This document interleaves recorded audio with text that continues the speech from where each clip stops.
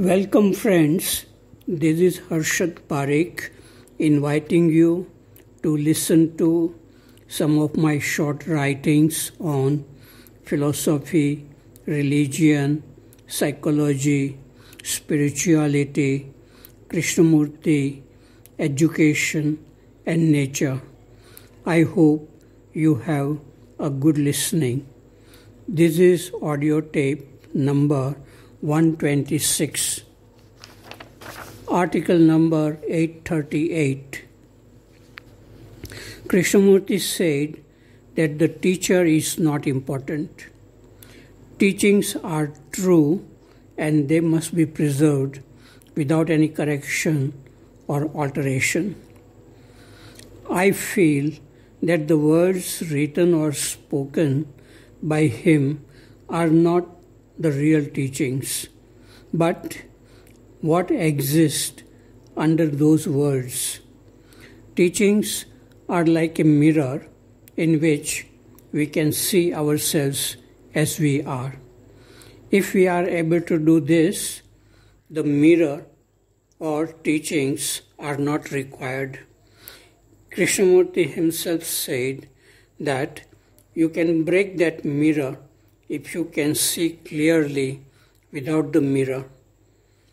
Then you do not depend on any authority of spiritual teachers. Even Gautam Buddha said that his teachings were like a boat to carry you from this bank to the other bank.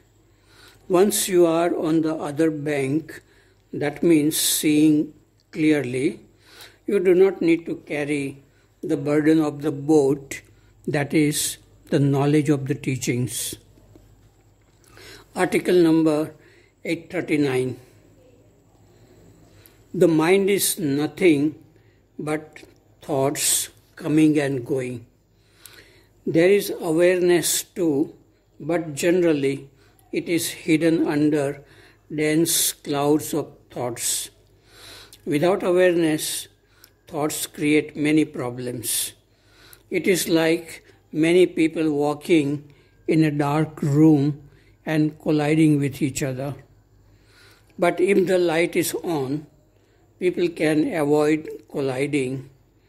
When the light of awareness is on, thoughts move in order without creating conflicts and confusion.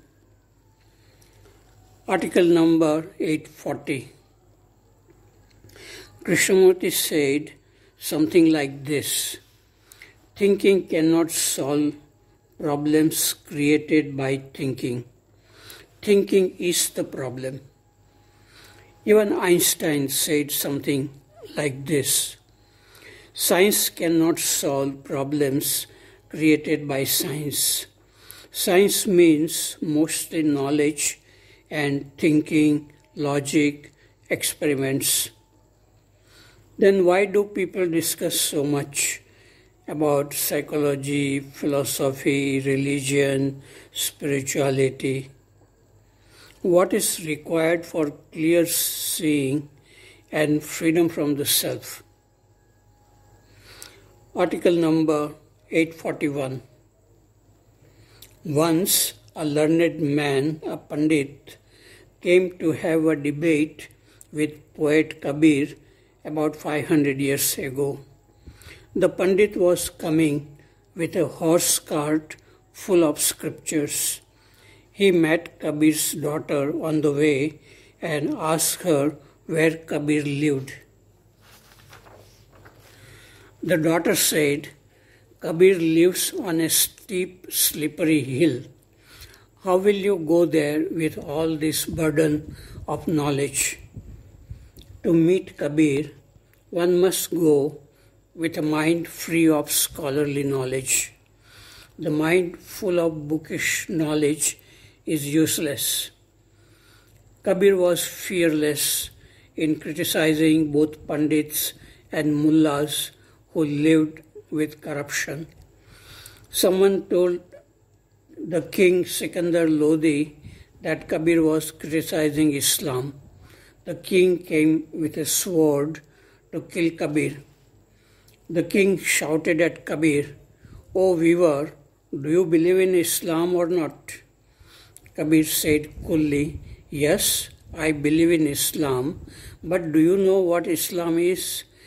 If you know, tell me which Islam is true, Shia, Sunni or Sufi?" The king had no answer, but he was pleased with Kabir's fearlessness and spared his life. Kabir had disciples from both Hindu and Muslim religions. Kabir talked about God in a mystical language. They admired Kabir but did not understand him. When Kabir was dying, his disciples were arguing among themselves. Hindus said that he was a Hindu and Muslims said that he was a Muslim. When Kabir heard them, he was sad. Kabir talked about a place where neither Hindus nor Muslims could reach. That place is in the temple of the mind or heart. Kabir was a revolutionary. Rohit Mehta has written an interesting book titled J. Krishnamurti and Sant Kabir, a beautiful book full of similarity between Kabir and Krishnamurti. Article number 842. Ramakrishna said to Keshav, leader of Brahmo Samaj, quote, "I have seen a lot of you meditate, and do you know what it reminded me of? Troops of monkeys sometimes sit quietly under the trees at Dakshineshwar, just as if they were perfect gentlemen, quite innocent.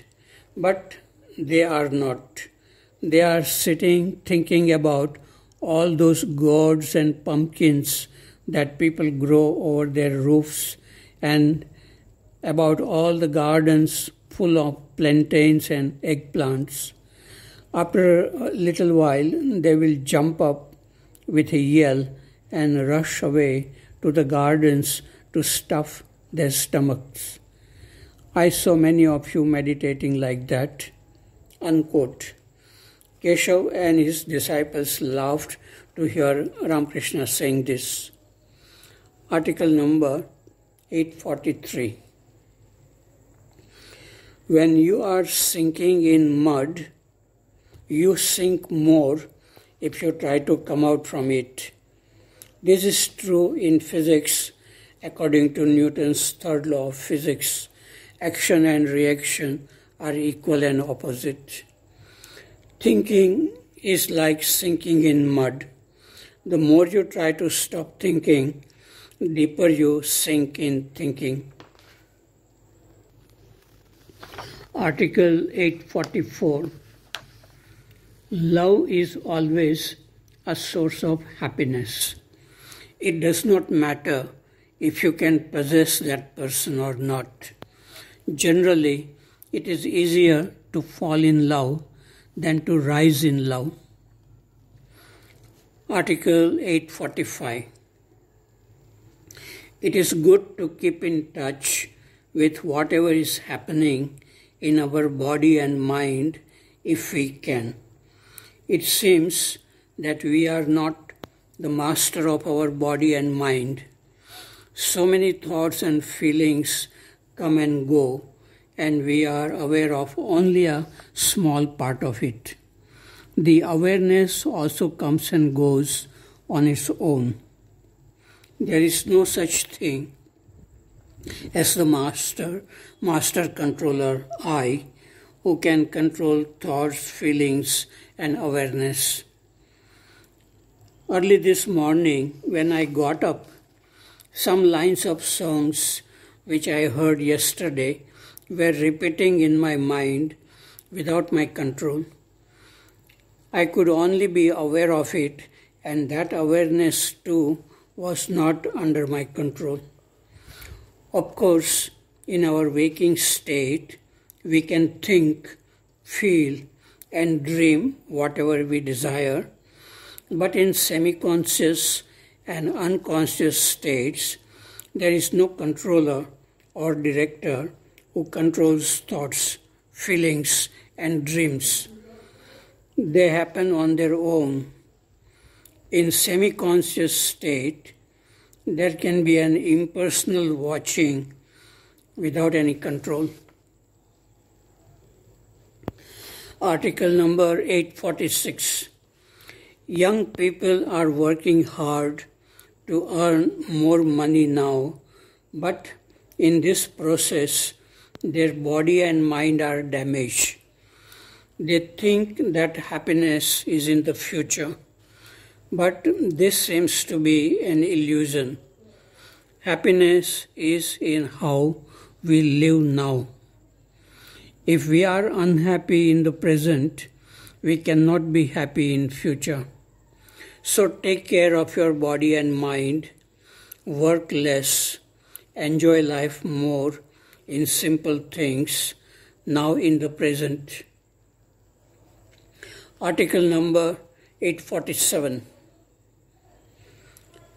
At the end of his last public talk on January 4, 1986, Krishnamurti said, quote, "If you have made a mess of your life, change it.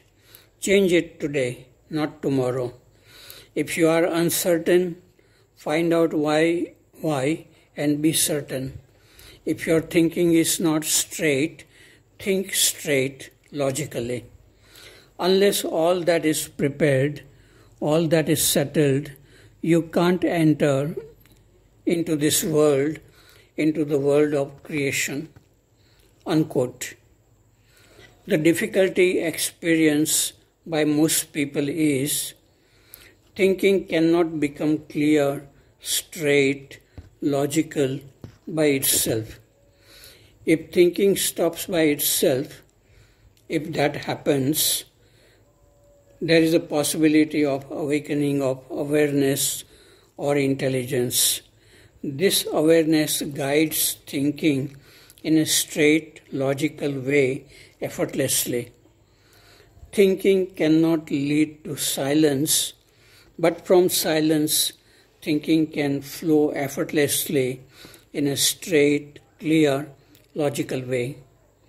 It seems that Krishnamurti's thinking was coming from silence in a clear, logical, straight way.